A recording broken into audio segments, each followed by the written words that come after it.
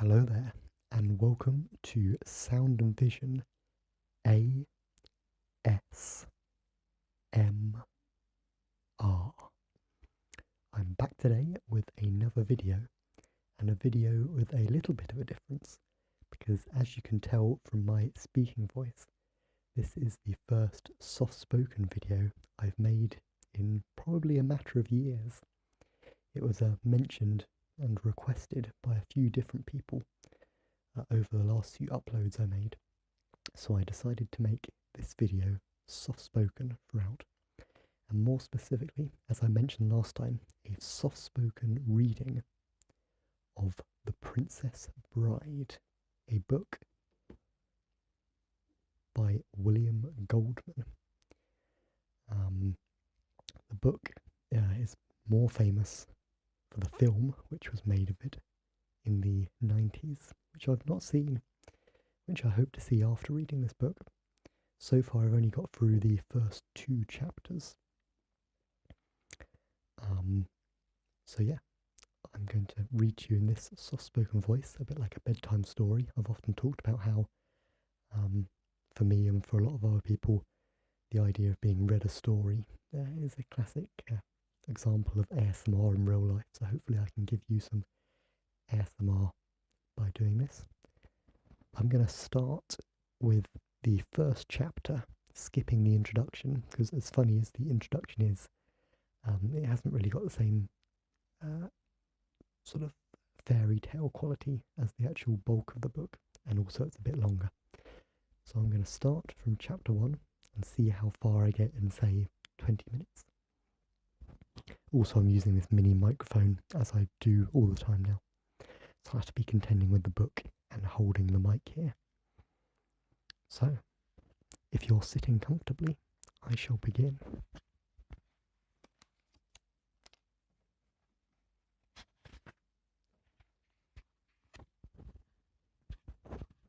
Excuse me handling the mic.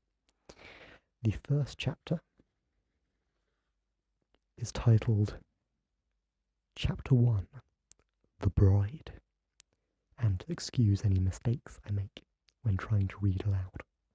It's not something I do particularly often.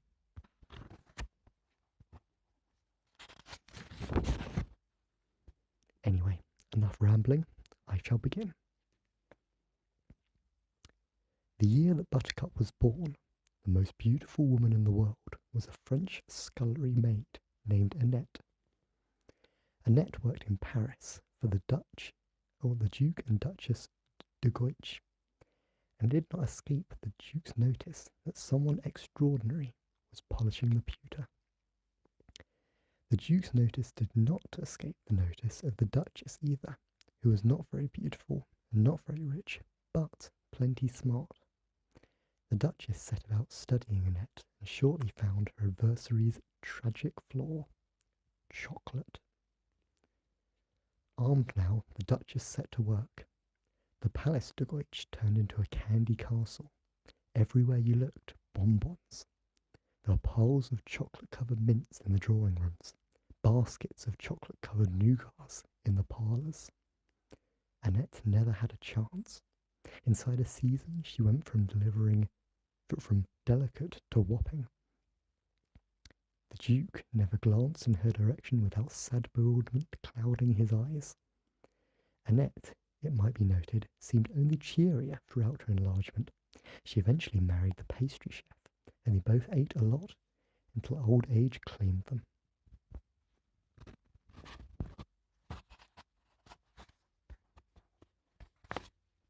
Things, it might be noted, did not fare so cheerily for the Duchess. The Duke, for reasons passing understanding, next became smitten with his very own mother-in-law, which caused the Duchess ulcers. Only they didn't have ulcers yet. More precisely, ulcers existed. People had them, but they weren't called ulcers. The medical profession at that time called them stomach pains, and felt the best cure was coffee dolloped with brandy twice a day until the pain subsided. The Duchess took her mixture faithfully, watching through the years as her husband and mother brew kisses at each other behind her back. Not surprisingly, the Duchess's grumpiness became legendary, as Voltaire has so ably chronicled, except this was before Voltaire. The year Buttercup turned 10, the most beautiful woman lived in Bengal, the daughter of a successful tea merchant. This girl's name was Eleuthera. Her skin was of dusky perfection unseen in India for 80 years. There have only been 11 perfect complexions in all of India since accurate accounting began. Eleuthera was 19 the year pox plague hit Bengal. The girl survived, even if her skin did not. When Buttercup was 15, Adela Terrell of Sussex-on-Thames was easily the most beautiful creature. Adela was 20, and so far did she outdistance the world that it seemed uncertain she would be the most beautiful for many, many years. But then, one day, one of her suitors, she had 104 of them, exclaimed that with one question Adela must be the most ideal item yet spawned. Adela, flattered, began to ponder on the truth of the statement. That night, alone in her room, she examined herself pore by pore in her mirror. This was after mirrors. It took her until close to dawn to finish her inspection. But by that time, it was clear to her that the young man had been quite correct in his assessment. She was, through no real faults of her own, perfect. As she strolled through the family rose gardens, watching the sunrise, she felt happier than she'd ever been. Not only am I perfect, she said to herself, I'm probably the most perfect person in the whole long history of the universe. Not a part of me could stand improving. How lucky I am to be perfect and rich and sought after and sensitive and young and... Young? The mist was rising around her as Adela began to think. Well, of course, I'll always be sensitive, she thought. And I'll always be rich, and I don't quite see how I'm going to manage to always be young. And when I'm not young, how am I going to stay perfect? And if I'm not perfect, well, what else is there? What indeed? Adela furrowed her brow in desperate thought. It was the first time in her life her brow had ever had to furrow, and Adela gasped when she realised what she had done, horrified that she had somehow damaged it, perhaps permanently. She rushed back to her mirror and spent the morning, and although she managed to convince herself that she was still quite as perfect as ever, there was no question that she was not quite as happy as she had been. She had begun to fret. The first worry lines appeared within a fortnight, the first wrinkles within a month, and before the year was out, creases abounded. She married soon thereafter, the selfsame man who accused her of sublimity, and gave him merry hell for many years.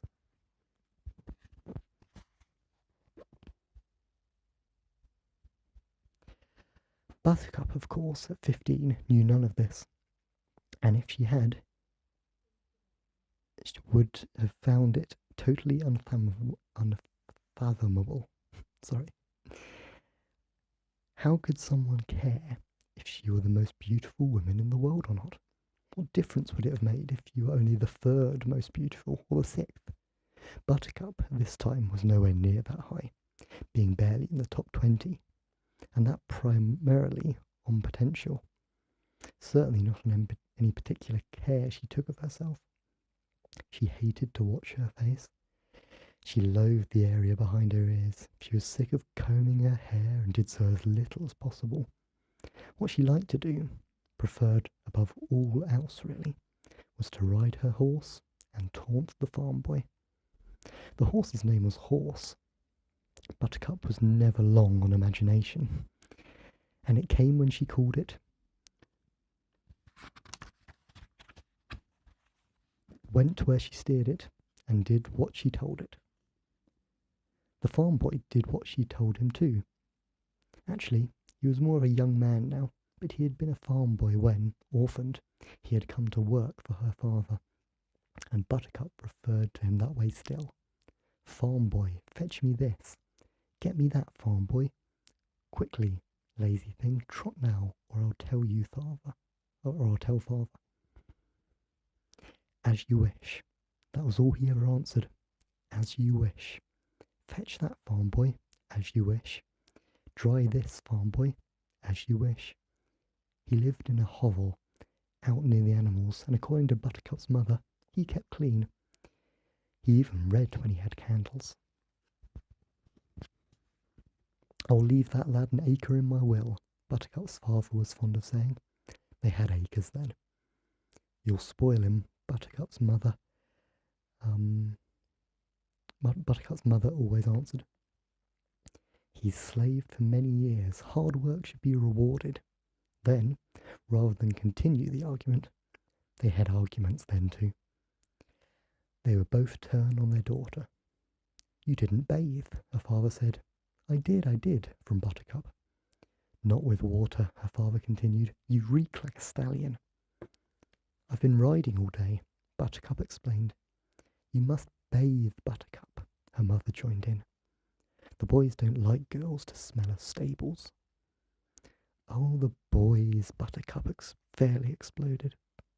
I do not care about the boys. The horse loves me, and that is quite sufficient, thank you.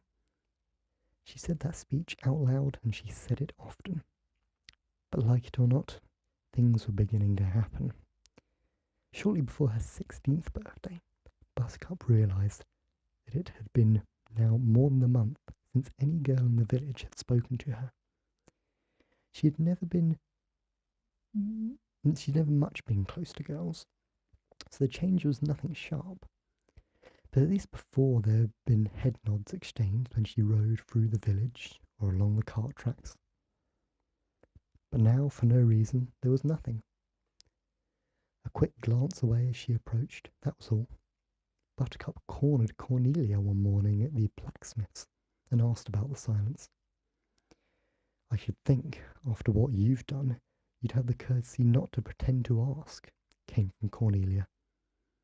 And what have I done? What? You've stolen them. With that, Cornelia fled. But Buttercup understood. She knew who them was. The boys. The village boys. The beef-witted, feather-brained, rattle-skulled, clod-patted, dim-dommed, noodle-noggin, sap-headed, lunk-knobbed boys. How could anybody accuse her of stealing them? Why would anybody want them anyway?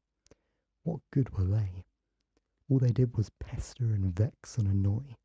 Can I brush your horse, Buttercup? Thank you, but the farm boy does that. Can I go riding with you, Buttercup? Thank you, but I really enjoy myself alone. You think you're too good for anybody, don't you, Buttercup? No, I don't. I just like riding by myself, that's all.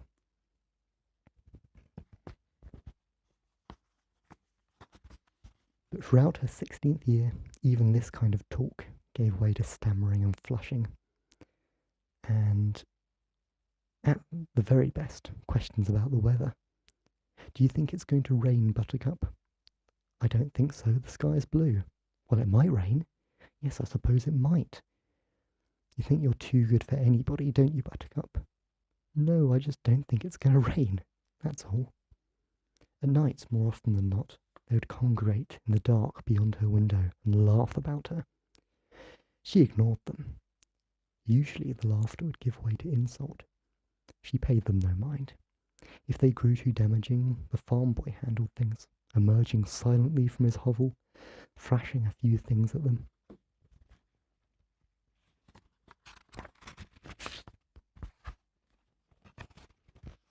Sending them flying. She never failed to thank him when he did this. As you wish, was all he ever answered. When she was almost 17, a man in a carriage came to town and watched as she rode for provisions. He was still there on her return, peering out. She paid no mind, and indeed, by himself he was not that important, but he marked a turning point. Other men had gone out of their way to catch sight of her. Other men had ridden 20 miles for the privilege, as this man had. The importance here was that this was the first rich man who had not bothered to do so. Who had bothered to do so, sorry. The first noble. It was this man, whose name is lost to antiquity, who mentioned Buttercup to the Count.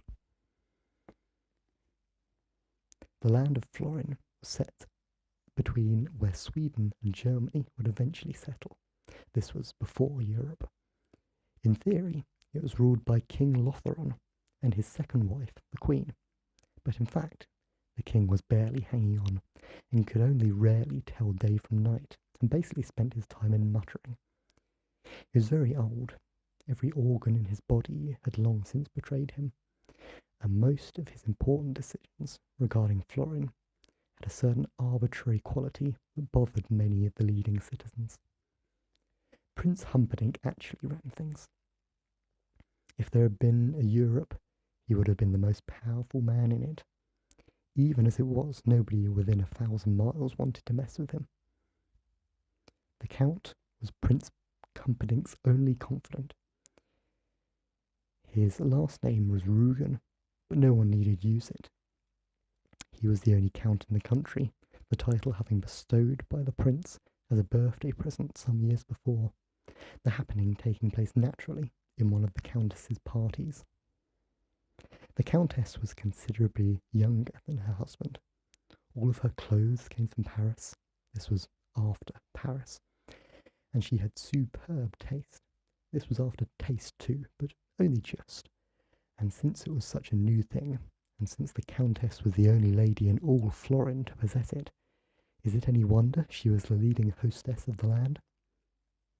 Eventually, her passion for fabric and face paint caused her to settle permanently in Paris, where she ran the only salon of international consequence. For now, she busied herself with simply sleeping on silk, eating on gold, and being the single most feared and admired woman in Florentian history. If she had had figure faults, her clothes concealed them. If her face was less than divine, it was hard to tell once she had got done applying substances. This was before glamour, but if it hadn't been for ladies like the Countess, there never would have been a need for its invention. In sum, the Roygans were a couple of the week in Florin, and had been for many years.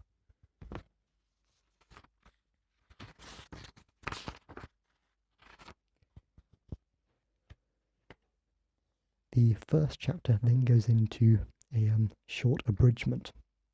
You see, the book of the Princess Bride is pitched in the introduction as an abridgment of the original Princess Bride, written by another author.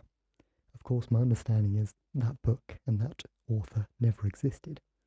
It's just a kind of fictional book within the story, within this story, of the Princess Bride.